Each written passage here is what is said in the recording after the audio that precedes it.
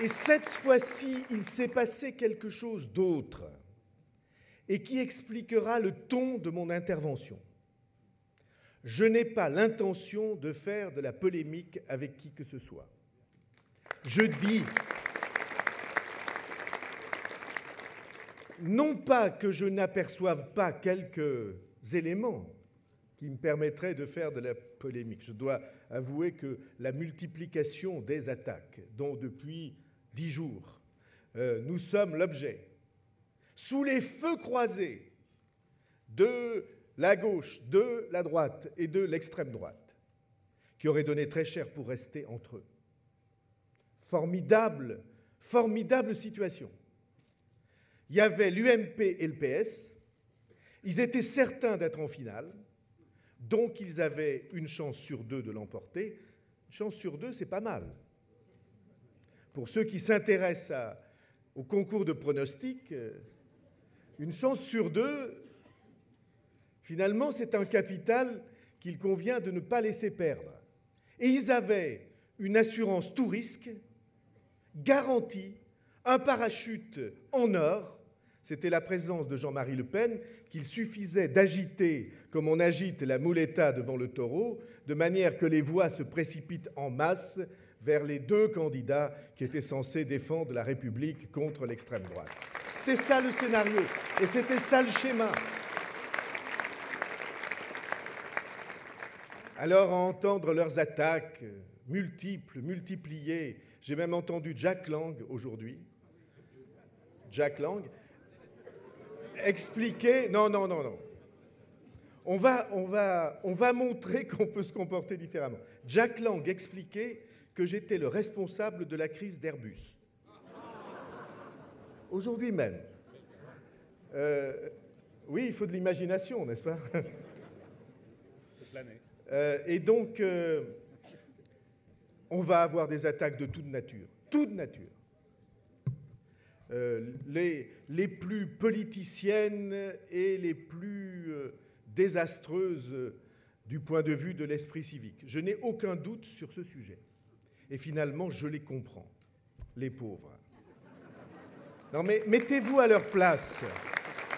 Mettez-vous à leur place.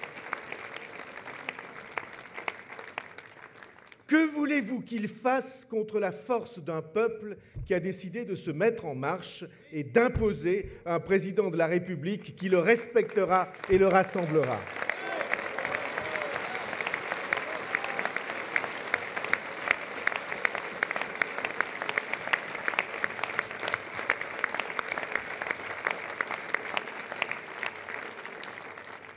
On dit toujours que l'élection présidentielle, c'est la rencontre d'un homme et d'un pays, d'un homme et d'un peuple.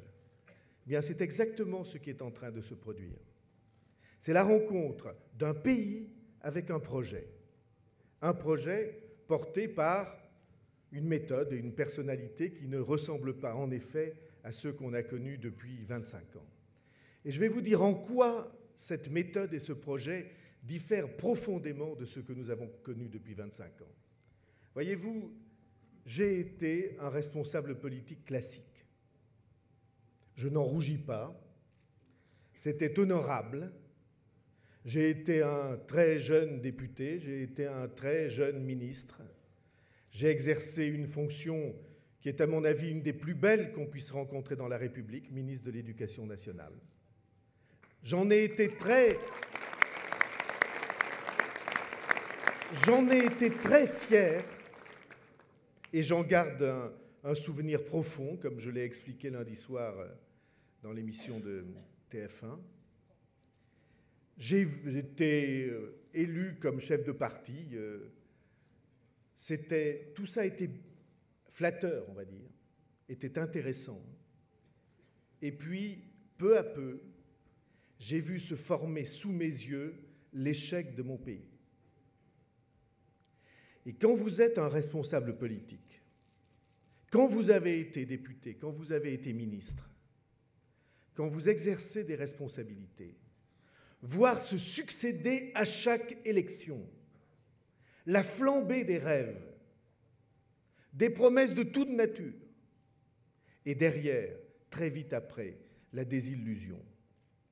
Quand vous voyez, Philippe me le répète très souvent, la chute de la France, de notre pays, dans tous les classements internationaux sans exception, quand vous voyez ce pays qui a été un des plus lumineux et dont c'est la vocation de le rester, et qui accumule au fur et à mesure que le temps passe les raisons de se désespérer. Alors, si vous êtes non pas un responsable politique, mais un citoyen, conscient, soucieux de ce qu'il y a dans l'âme de ceux et celles qui lui confient son mandat, alors vous vous posez des questions qui sont des questions profondes, simples, et la principale de ces questions, c'est est-ce qu'on peut continuer comme ça? C'est ça la question que je me suis posée. J'ai vu ce qu'était la guerre des clans, la guerre des camps, les assurances qu'on donnait au pays, trahies au bout de quelques semaines. Je me souviens très bien de Jacques Chirac élu sur la fracture sociale. Et quelques mois après, pour des raisons d'ailleurs explicables, qui tenaient à la préparation de l'euro, le revirement, le changement, et combien de millions de Français qui ont ressenti là comme trahison de leurs espoirs. Je me souviens très bien de Lionel Jospin, élu en 1997. Il s'est fait élire, je vois encore l'image sur l'écran de télévision, il s'est fait élire en disant « Si je deviens chef du gouvernement, je poserai des conditions extrêmement fermes et strictes à la naissance de l'euro. Et si on ne remplit pas ces conditions, nous n'irons pas à la naissance de l'euro. » Et Lionel Jospin, en 15 jours, a replié les conditions, et il a ce que je trouve d'ailleurs légitime. Il a choisi ce grand dessein européen. Mais imaginez tous ceux parmi les Français qui y avaient cru. Je me souviens très bien de ce que disaient les militants et les responsables de gauche quand ils ont découvert que le gouvernement de Lionel Jospin avait le record de la privatisation des entreprises. C'était ce gouvernement-là qui avait le record de la privatisation des entreprises. Je me souviens très bien qu'en 2002, on a dit « on va baisser les impôts de 30%, croix de bois, croix de fer, et si je mens, je vais en enfer ». Et puis, non seulement, bien sûr, cette promesse n'a pas été remplie, mais les prélèvements obligatoires ont augmenté dans notre pays. On a remplacé quelques impôts par quelques taxes, quelques impôts nationaux par quelques impôts locaux, mais au bout du compte, les prélèvements obligatoires ont augmenté en France de plus de 1% de la richesse nationale pendant cette période.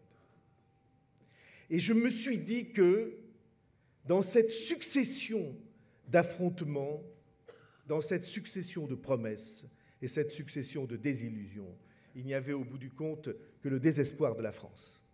Et j'ai décidé que je proposerais à notre pays de changer de cap. J'ai décidé qu'il fallait maintenant proposer aux citoyens français de regarder la réalité en face, de refuser les promesses mensongères et au lieu d'épuiser l'énergie de la nation dans une querelle incessante, de la regrouper pour qu'elle se redresse, de la rassembler pour qu'elle réussisse à relever les défis qui étaient les siens.